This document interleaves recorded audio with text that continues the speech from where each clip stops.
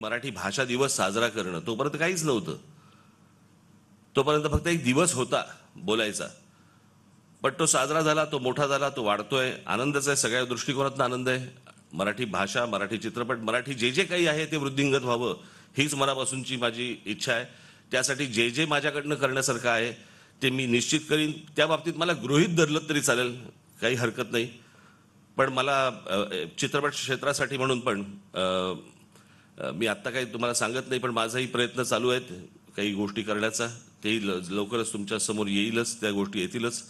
पण प्रशांतराव, तुम्ही हे जे पाऊल उचललेलं आहे त्याला प्रचंड यश मिळो, लोकांपर्यंत ही गोष्ट पोहोचो. आज इथे तो, अरे हा पण आलाय तुमचा आमचा रीलबाज सुदामे.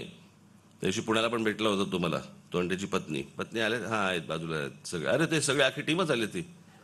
बरं, ते त्यांच्या परीने करतायत प्रयत्न. सगळ्या बाजूने आपण जे जे काही आपल्याला शक्य होतील ते सगळे प्रयत्न करू. प्रशांतराव, तुम्हाला मनपूर्वक, लोकरीजी तुम्हालाही मनपूर्वक सगळ्यांना शुभेच्छा. माझ्याकडनं जे जे काही याच्या पुढे लागेल ते मी निश्चित करीन.